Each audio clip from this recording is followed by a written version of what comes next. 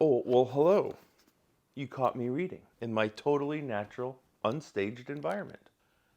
Now, this might seem like the exact same setup from my last video, but I assure you, that was a totally different book, and I changed my shirt, so this is definitely a different day.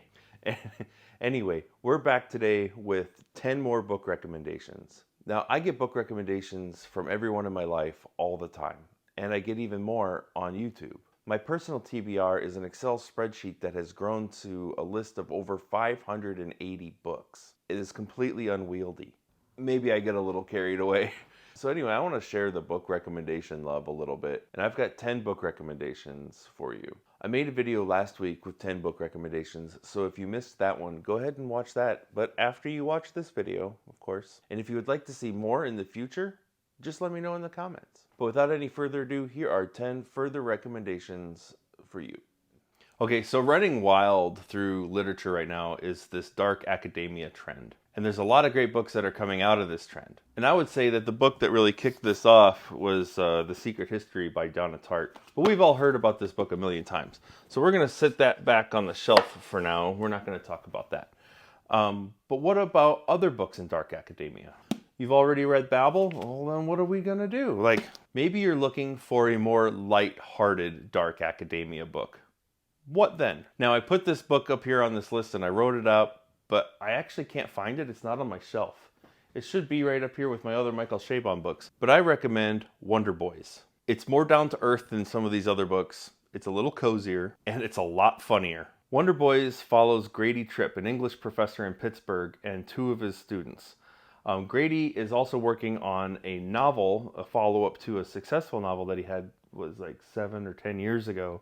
But this novel that he's working on now has really gotten away from him. It's over 2,000 pages long. This manuscript is just a sprawling mess that he won't let anybody read. But one of his students, James Lear, has quietly written a masterpiece. And Grady gets a hold of it and he reads it.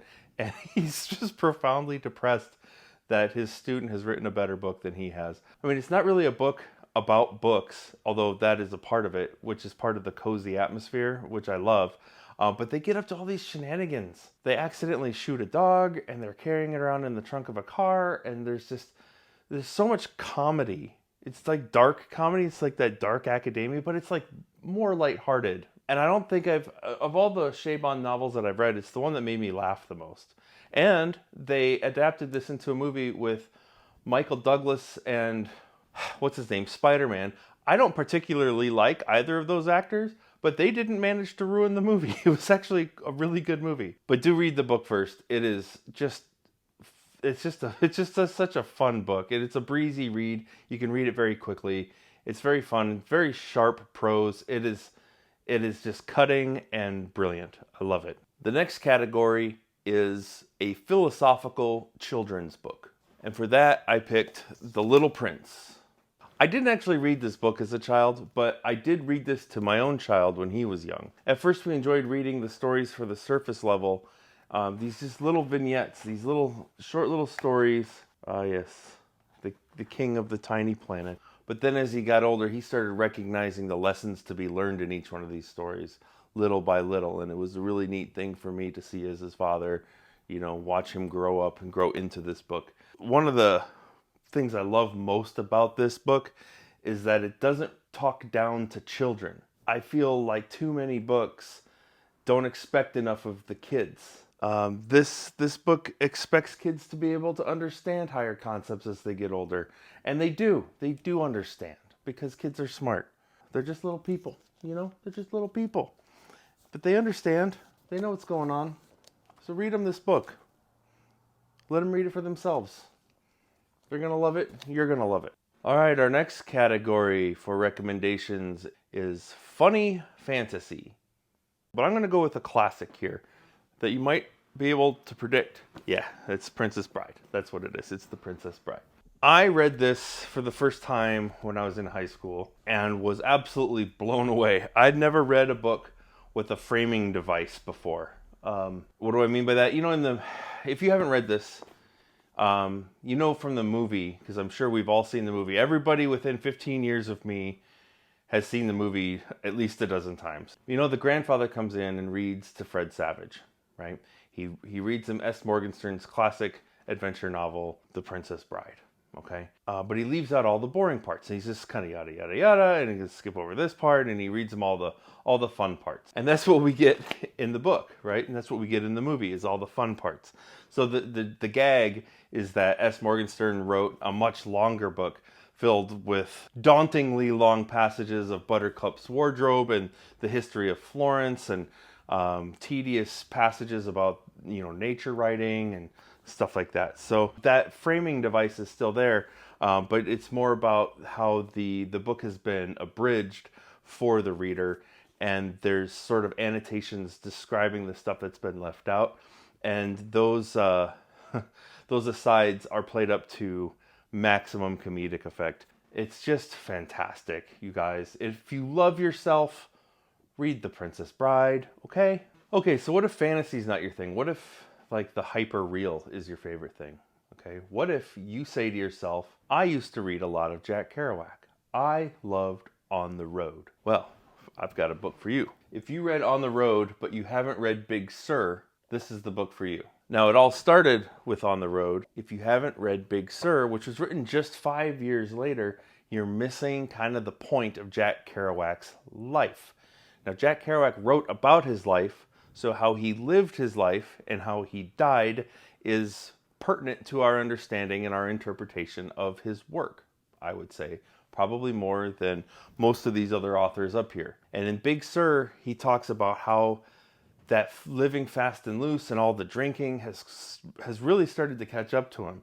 And he's sick most of this time. And Kerouac is a vicious self-reporter in this book. He does not paint a very pretty picture of himself. But at the same time, for all the honesty he put forth on the pages, it was quite touching. You should not read On the Road without also reading Big Sur. Get your kicks out of On the Road all you want. Go nuts. Have fun. But this kind of living takes its toll. And if the only way you want to live after reading this book is fast and loose, yes, then you have sorely missed the point of Jack Kerouac's life. Okay, so I know that crime shows and detective shows, especially about like outsider detectives, the weird detective novel is really popular. So I've got a recommendation for those of you who enjoy the outsider detectives. And that book is Inherent Vice by Thomas Pynchon. Everyone says that this is his most accessible novel, and I would tend to agree. I read this book twice. The first time I read it was actually on an audiobook, so I listened to it. And the second time I read this book. I would recommend reading it more than listening to the audio, because it is still Thomas Pynchon. He's still a little bit difficult to understand sometimes. It is probably the densest detective novel you'll read this year. Inherent Vice is about a private detective named Doc Sportello. In the 1960s, he lives in Los Angeles, and he's a total stoner, and he's got an ongoing feud with a police lieutenant named Bigfoot. And one day, Doc's ex-girlfriend, Shasta, shows up, in a panic, and after she leaves, she soon vanishes. And so the rest of the novel, Doc is trying to track her down. And this might sound like a pretty straightforward setup, but the hijinks that all the characters in this novel get up to are so outlandish I couldn't even begin to go into it here. Okay, so how about those of you who are really into the environment? What about an environmental novel? What would I recommend for you? Bark Skins by Annie Proulx. This is only the second book of hers that I've read. I also read The Shipping News, which I quite enjoyed. But this is a fantastic book. It's quite long. I think it runs over 700 pages, but it's just a tremendous book about the history of the logging industry in North America. Sound gripping? It really is, though. It follows two families over multi-generations. It starts in the Atlantic Northeast, but they kind of globetrot all around the world in search of timber, and the lengths that corporate timber interests will go to get what they want. And spoiler alert, it's not pretty. There are clashes with indigenous peoples all over the world that are just horrific. There are logging accidents described here that make your stomach turn. There is clear cutting that also makes your stomach turn for totally different reasons. I found myself looking at trees in a whole new light after this. And not just for the first couple of days after I read the book, but I read this probably in 2017. That's like 6 years ago. This changed the way that I look at nature. This changed the way I experience nature. I adore what Annie Proulx has done for me with this book. It's an incredible book. It's a heartbreaking book. It's a marvel. Really, it is. Okay, moving on. This one is the short story category. Which collections of short stories would I recommend? And I've got a bunch on my shelves, and I couldn't quite narrow it down.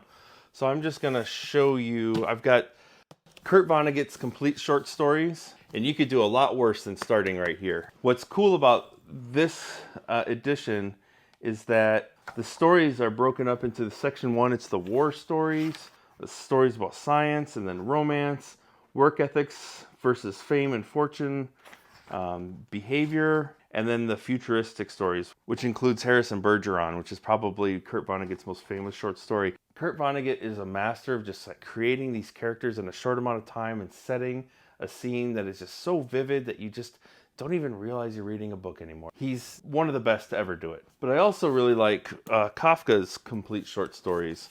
And I think his most famous story is probably my favorite one. And this contains the Metamorphosis, which I would consider a novella, not so much a short story.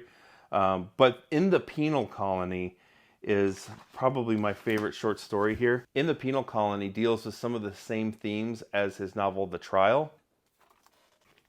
This one here, but in a much shorter format. And then I would be completely remiss if I didn't mention 9 Stories by J.D. Salinger. So this is the shortest collection of the bunch. My favorite one here is for Esme with Love and Squalor. But there are so many good ones here. Uncle Wiggily in Connecticut and A Perfect Day for Banana Fish are the 2 that open this. Those are just perfect stories. But For Esme is probably my favorite short story of all time. Oh man, I forgot. Like Teddy is the last one. Oh, Teddy is so good. I might just read this again tonight. Okay, my next one isn't so much a category, but what if you love The Picture of Dorian Gray? What if that's your favorite book? I've seen Oscar Wilde top a lot of people's lists. The Picture of Dorian Gray is right up there on my list as well. This is one of my favorite books of all time, one of my top 5. I adore this book. There's a lot of reasons to love this book. I mean, the prose alone is probably the best prose I've ever read in any book. It's that good. It is just the most well-written book ever. But it's also a completely peerless gothic body horror novel. And how many of those do we have? I mean, if it's peerless, we don't have any, right? So what do I recommend? That you just read it again. I know that's sort of cheating, but I've got here the uncensored Picture of Dorian Gray. This is the original version of the book that was censored because of its themes for homosexuality. What did they call that? What did they call that back in the day? Why wouldn't they publish it? Because it was indecent? Was that the word? There's a word for it that I'm not thinking of, but this is the restored text. The uncensored Picture of Dorian Gray. It's also annotated. There's a great general introduction here. There's a lot of notes. This is just an awesome version of this book. So if you love The Picture of Dorian Gray, track down a copy of the uncensored Picture of Dorian Gray and read this. That's my recommendation. Okay, I promised you at the top of this video that I was going to tell you what my top 5 favorite books are, and I've told you 4 out of the 5. But what about my number 1 book of all time? It's a historical novel, but it's also a family novel. And that book is Trinity by Leon Uris. This is a leather-bound special edition, but I'll put the original cover up right here. This is my favorite book ever. Leon Uris is equally adept with character development as he is with plot development. I don't know that I've ever been so absorbed in a book before. This is a multi-generational family novel, so it follows 3 generations of the Larkin family, kind of centering on Connor Larkin as our main protagonist. And this is 19th century Ireland. The Irish are oppressed by the English. I've never read a better book. I've never heard of a book that's better at depicting the oppression of the Irish by the English. But beyond that, I was so absorbed and captivated by the Larkin family and by Connor Larkin. These characters are just so good. I've never read a better family in literary history. I wish I could erase my memory and go back to that moment and just reread this book again for the first time. It was, what a book. What a book. I love this book so much. Okay, last one. How about a book with a small town vibe? Now, John Darnielle, the frontman for the Mountain Goats, has written, I think, 3 novels now. And one of them is Universal Harvester. This was his second book. And I've now read this book 3 times. I did a video on this channel a couple weeks ago on this book. Now, John Darnielle is from San Luis Obispo, but he nails small town Iowa perfectly. I don't know how he did it. Now, he sets the primary action of this novel in a small town in Iowa called Nevada. Not Nevada, but Nevada. You have to say it like an Iowan, Nevada. That's a really common thing in Iowa, actually, is that I'm from Iowa, so I know this really well. We don't pronounce things the way the rest of the world pronounces them, but don't say we pronounce it wrong. There's Tripola, there's Madrid, and Comanche. And I think this is my favorite one. There's Buena Vista. I mean, I'm not even really mad about it. It's what makes us who we are.